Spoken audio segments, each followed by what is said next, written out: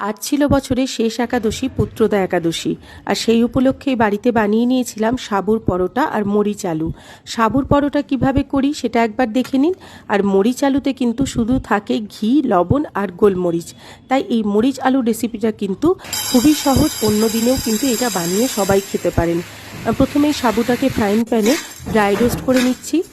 Minute 5 মতো dry roast করব। তারপর সেটাকে ঠান্ডা করে মিক্সিতে গুঁড়ো করে আটা তৈরি করে নেব। আর এখানে নতুন আলুই সেদ্ধ করে নিয়েছিলাম প্রেশার কুকারে। তারপর সেই খোসাগুলো ছাড়িয়ে রাখছি। এই আলু দিয়ে কিন্তু দুরকমই হবে। আর এদিকে মিক্সিতে আমার সাবুর আটা তৈরি হয়ে গিয়েছে। দিয়ে দিলাম জোয়ান, দিয়ে দিলাম সৈন্ধব লবণ। যেহেতু একাদশীতে সাধারণ লবণ খাওয়া যায় না, তাই দিয়ে দিলাম সৈন্ধব লবণ। এরপর আলুগুলো আপনারা চাইলে গ্রেটারে গ্রেট করতে পারেন। আমার সময় ভীষণই কম ছিল, তাই তাড়াহুড়ো করে আমি আলুগুলো কিন্তু হাত দিয়ে মাখিয়ে নিয়েছি। তারপর লাগলে জল দেবেন। আর জল দিলেও সেটা কিন্তু অবশ্যই গরম জল দেবেন, কারণ সাবুতে কিন্তু প্রচুর জল টেনে নেয়। তারপর শেষে ঘি দিয়ে সেটাকে আমি একটুখানি রেস্টে রাখলাম। সাবুর আটা আমার তৈরি হয়ে গিয়েছে। তারপর সেটাকে আমি বেলে নেব। এবার বেলতে গিয়ে হয়ে যায় সমস্যা। আপনাদের কাছে আমার একটা অনুরোধ আছে যে যদি আপনারা সাবুর পরোটা বেলতে গিয়ে না ফাটে, সেটা কিভাবে মানে অক্ষত থাকে, সেটা যদি কোনো টিপস আপনাদের জানা থাকে তাহলে অবশ্যই আমাকে জানাবেন। কারণ আমি কিন্তু যতবারই সাবুর কোনো রুটি, পরোটা, লুচি যাই করতে যাই না কেন, তখন কিন্তু এইভাবে ঠিক ফেটে যাবেই। এবং যেটা ভালো হবে সেটার ভিডিও কিন্তু আমি আর করতে পারি না, কারণ সে প্রথমটা তো দেখানো হয়ে যায়, পরেরগুলো আর যখন ভালো হলেও আর দ্বিতীয়বার করে ভিডিও করে দেখানো আর হয়ে ওঠে না।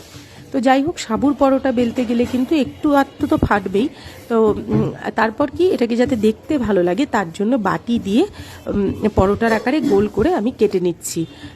অবশ্যই কিন্তু আপনাদের কাছে রিকোয়েস্ট থাকলো, আপনারা কিন্তু অবশ্যই আমাকে কমেন্টে জানাবেন যে সাবু বেলতে গিয়ে না ফাটার কোনো টিপস আর কি।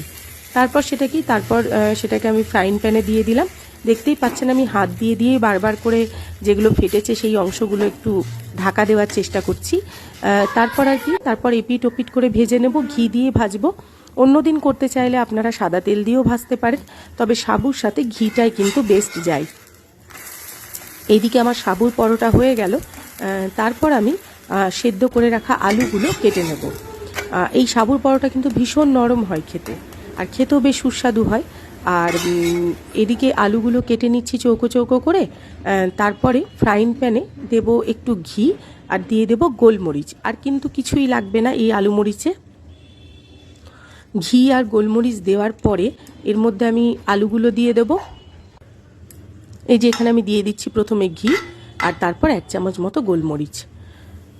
সমস্তটা দেওয়া হওয়ার পরে আমি এখানে দিয়ে দেবো সেদ্ধ করে রাখা আলুটা জাস্ট একটু নাড়াচাড়া করে নেব। দিয়ে দেবো সৈন্ধব লবণ।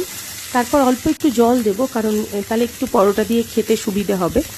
তাই অল্প একটু জল দিয়ে তৈরি হয়ে যাবে খুব সুস্বাদু একটা, খুবই সহজ মরিচ আলু রেসিপি। বাড়িতে এই ব্রত উপবাসের দিনে এইভাবে একবার সাবুর পরোটা আর মরিচ আলু করে দেখবেন, বেশ ভালোই লাগবে। ব্রত উপবাসের মুখে তো বেশ ভালোই লাগবে। দেখা হচ্ছে নেক্সট ভিডিওতে। ততক্ষণ পর্যন্ত সবাই ভালো থাকবেন। নমস্কার।